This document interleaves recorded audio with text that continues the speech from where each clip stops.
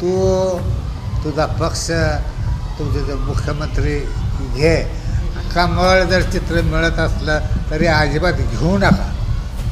आपल्याला हातात घ्यायची ती तुतारीच हातात घ्यायची आहे. BJPच्या श्रेष्ठीनं समजलं पाहिजे की खरी ताकद कोणाकडे आहे. आज पद्धतीनं आता माढ्यातनं उमेदवार मोहिते पाटलांना उभा करणं ही जनतेची मागणी आता यायला लागली. कशा रीतीनं पुढं बघायला हे आत्ताचे तुमचं विचार आहेत, पण माझे विचार 4 महिन्यापूर्वी तयार झाले.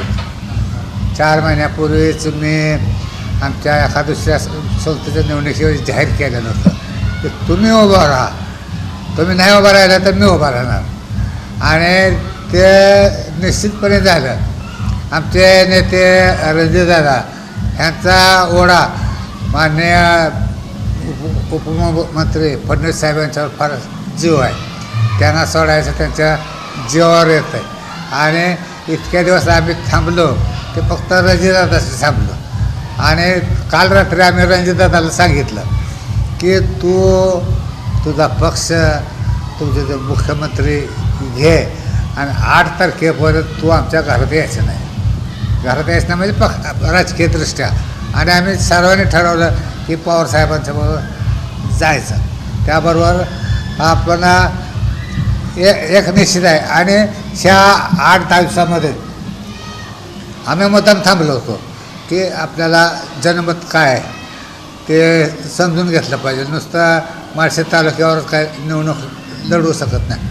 म्हणून करमाळा, माढा, सांगोला, त्याचप्रमाणे मान, खटाव, माळशेज तालुक्यातल्या प्रत्येक गावामध्ये आमचे प्रतिनिधी गेले. धैर्यशील बया गेला, त्याचप्रमाणे रानू दिदी गेली, संग्रामांना गेला, त्याचप्रमाणे आमच्या शीतलवय गेली. असे सगळे आमच्या घरातले सगळे मंडळी प्रत्येक तालुक्यातला मतदारसंघातला गावागाव फिरून आले. आणि तेव्हाच आम्हाला नागरिकांनी सांगितलं की कमळ जर चित्र मिळत असलं तरी अजिबात घेऊ नका. आपल्याला हातात घ्यायची ती तुतारीच हातात घ्यायची आहे.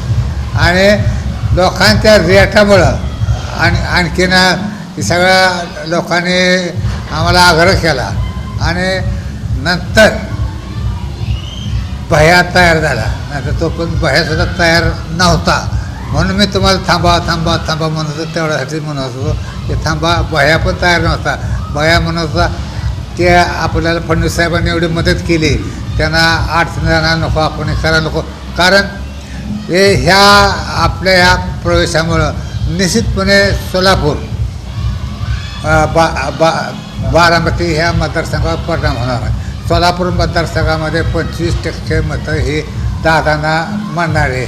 मागच्या वेळेस आपण पाहिलं की ज्यावेळेस प्रतापसिंह सोलापूरमध्ये उभा राहिले त्यावेळेस BJPच्या कार्यकर्त्याने प्रतापसिंहाचं अजिबात काम केलं नाही.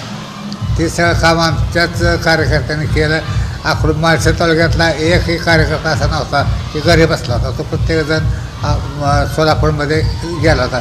तसं त्यावेळेस जर आम्ही उभा राहायचं ठरलंच आहे तुतारीवरून, तसं आमची टीम माळशेज तालुक्यामध्ये काम करेल आणि सोलापूरमध्ये पण काम करेल की हे दोन्ही सीट आल्या पाहिजेत की जेणेकरून BJPच्या श्रेष्ठीनं समजलं पाहिजे की खरी ताकद कोणाकडे आहे. आज मी जरी पडद्यामागणं काम करत असतो ह्या राजकीयदृष्ट्या, तरी संघटन कसं करायचं, कुठली सोंगटी कुठं हलवायचे, कुठले सोंगटे कुठे बसवायचे मला थोडंसं ज्ञान आहे. आणि अंदाज पण चांगला आहे. आज आपण पाहिलं तर ह्याचा परिणाम ह्या 4 तालुक्यावर होणार नाही, पण संपूर्ण महाराष्ट्रामध्ये राष्ट्रवादी काँग्रेस, शरद पवारसाहेब गट आणि काँग्रेसला चांगला होणार आहे. BJPच्या सीट 28